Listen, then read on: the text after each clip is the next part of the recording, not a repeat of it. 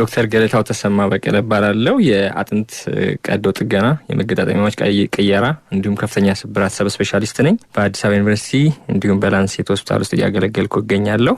ዳሌ የምንለው አካል እንግዲህ የሰውነታችን አጠቃላይ ክብደት መጀመሪያ አከርካሪያችን ላይ ነው ያለው። ይሄ የታችኛው የወገባችን ክፍል ከእግራችን ጋር የሚያጋጥመው አካል ነው ዳሌ የምንለው ማለት ነው። መሀከል ላይ ያለው አከርካሪያችንና በሁለቱ እግሮቻችን መካከል ያለው መሀል ላይ ያለው አካል ማለት ነው። እነዚህ የዘር መራቢያ ማህፀን ወይም ደግሞ ታችኛውን የሽንት ፊኛ የሚሸከመው አካል ማለት ነውና እሱን ነው ዳሌ የምንለው። ዳሌ ያው ሁለት መገጣጠሚያዎች አሉት ከእግራችን ጋር የሚያገናኙ። ከዛ ደግሞ እንዳለ ዳሌው ደግሞ ከአከርካሪያችን ጋር የሚገናኝበት ሁለት መገጣጠሚያዎች አሉትና እንግዲህ እሱ አካባቢ ያሉ ችግሮች ምንድነው? ስብራቶች አሉ፣ ብዙ ጊዜ ውልቃቶች አሉ። ብዙዎቹ የዳሌ ስብራቶች በተለይ በእኛ ሀገር በአሁኑ ሰዓት ገዳይ ናቸው አብዛኞቹ። ምክንያቱም ከባድ ነገር ላያችን ላይ ሲወድቅ በተለይ የሚከሰተው ቤት ሲያፈርሱ ሰዎች፣ ምክንያቱም ቤት የሚያፈርሱ ሰዎች ብዙ እውቀት ስለማይፈልግም ብለው ስለሚያስቡ ሰዎች ቀላል የሆነ የሚሰሩ እነዚህ የቀን ሰራተኞች ናቸው የሚመደቡትና ከታች ሆነው ሲደበድቡት ላያቸው ላይ ይወድቅባቸዋል፣ ድንጋይ ይወድቅባቸዋል። በመኪና መካከል መግባት እንደዚህ ይሄንን ሰውነታችን አቃፊውን ይሰብረዋል ወይም ያወልቀዋል። በዚህ ምክንያት ከላይ ከሆዳችን አካባቢ ወደ እግራችን የሚወርዱት በጣም ብዙ የደም ስሮች የተወሳሰቡ የደም ስሮች ያለበት ቦታ ነውና እነዛ ደም ስሮች ይደማሉ። በመድማታቸው ምክንያት ብዙዎቹ ሰዎች እዛው ቦታ ላይ የመሞት እድላቸው በጣም ከፍተኛ ነው። እነዚህ አደጋዎች ደግሞ ከጭንቅላት አደጋ ጋር ይገናኛሉ። ምክንያቱም አደጋው በጣም ከፍተኛ ኃይል ያለው ስለሆነ ሆዳችን ውስጥ ያሉ ሳምባ አካባቢ ያሉ እንትኖች ሆዳችን ውስጥ ያሉ ለምሳሌ ጉበት፣ ኩላሊቶች ሊነኩ ይችላሉ። ጣፊ አካባቢ ሊደማ ይችላል። አንጀታችን አካባቢ ጉዳት ሊኖር ይችላል። የሽንት ፊኛችን ሊቀደድ ይችላል። በዚህ ምክንያት በቀላሉ መድማት ይኖራል። ስለዚህ በሚደሙበት ሰዓት ቶሎ ወደ ሆስፒታል ወይም ደግሞ እዛው አካባቢ ላይ በተለይ ዳሌውን አቃፊውን በጨርቅ መያዝ አለመቻል በቃ እንዳለ ያለን ደም እዛ ውስጥ እንዲፈስ ማድረግ ነው። ልክ በቃ ለምሳሌ አንድን እንስራ ሞላ ውሃ እንስራውን ብንሰብረው በአንድ ጊዜ ፍስስ እንደሚለው 5-6 ሊትር ያለው የሰው ልጅ ደም ሙሉ በሙሉ ሊወጣ ይችላል ከሰውነታችን። ስለዚህ ብዙ ጊዜ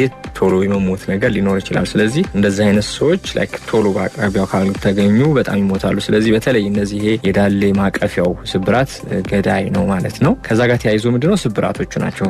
ስለዚህ ውልቃት ብቻ ሊሆን ይችላል ከእግራችን ጋር የተያዘ ወይም ደግሞ ይሄ ከአከርካሪያችን ጋር የሚገናኝበት ወይም ደግሞ ስብራት ሊያያዝ ይችላል። አንዳንድ ጊዜ ደግሞ ውልቃትም ስብራትም አብረው ሊያያዙ ይችላሉ ማለት ነው። ስለዚህ ትንሽ ከሕክምናው አንፃር ኮምፕሌክስ ናቸው ማለት በጣም ውስብስብ የሆኑና የተለየ ትምህርት የሚያስፈልጋቸው ናቸው። አደጋዎቹ በጣም ብዙ ሰፊ ናቸው።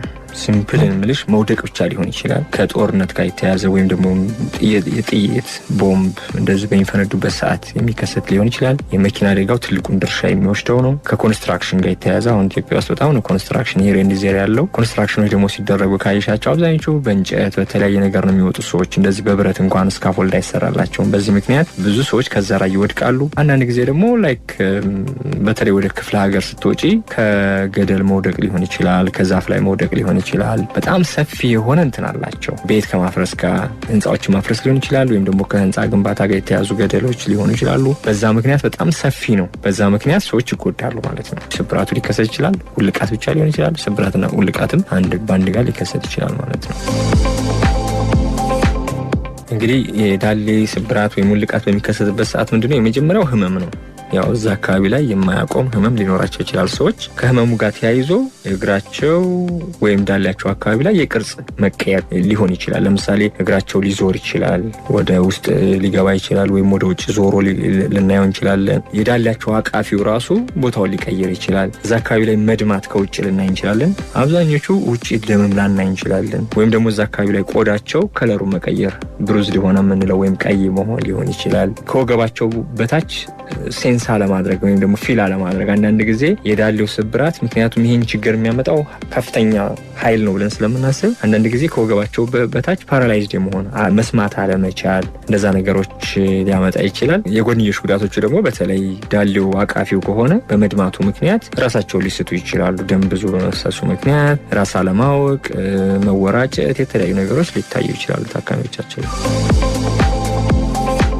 ያው እንግዲህ የሚስተካከልበት ምንድነው ያው የመጀመሪያው ወደ ጤና ተቋም መምጣት አለባቸው ነው። ከተቻለ በተለይ ይሄ ዳሌው ልክ እንደ መጽሐፍ ነው የሚከፈተው። አንዳንድ ጊዜ በተለይ ከፊት ለፊታችን የሚመታን ነገር ካለ ዳሌያችን እንደ መጽሐፍ ሊከፈት ይችላል። ስለዚህ የተከፈተውን ነገር መዝጋት በጣም ኢምፖርታንት ነው። አንዱ ህክምና እሱ ነው። ባገኘነው አንሶላ የተለያየ ነገር ሊሆን ይችላል በወገባችን ዙሪያ ይሄ የላይኛው የእግራችን ክፍል የሚያበቃበት ቦታ ላይ ዳብሰን እዛ ላይ ማሰር የተከፈተውን ነገር ይዘጋዋል። ዘጋው ማለት ደም በቀላሉ አይደማም ማለት ነው። የደማውም ስለሚረጋ እዛው እንዲያቆም ያደርገዋል። ስለዚህ የመጀመሪያው ልናደርግ የሚገባው ነገር እሱ ነው። ከዛ እንግዲህ የሚቀጥለው ምንድነው ላይክ ምንድነው የተከሰተው የሚለውን ነገር ለማወቅ የምናደርገው ነው። ያ ብዙ ጊዜ ራጅና የሲቲ ስካን ምርመራ እናደርጋለን። ከዛ በኋላ እንዳልኩሽ ውልቃት ብቻውን ከሆነ በቀላሉ ስቦ ማስገባት ሊቻል ይችላል። በተለይ እግራችን ውልቃት ከሆነ ውልቃትና ስብራት ከሆነ ስብራቱ መያዝ መቻል አለበት። ምክንያቱም የወለቀው ነገር ሶኬቱ ስለሚሆን ሶኬቱን በብረት መያዝ ሊያስፈልገን ይችላል። ዳሌ አካባቢም ከሆነ የሚገቡ ብረቶች አሉ።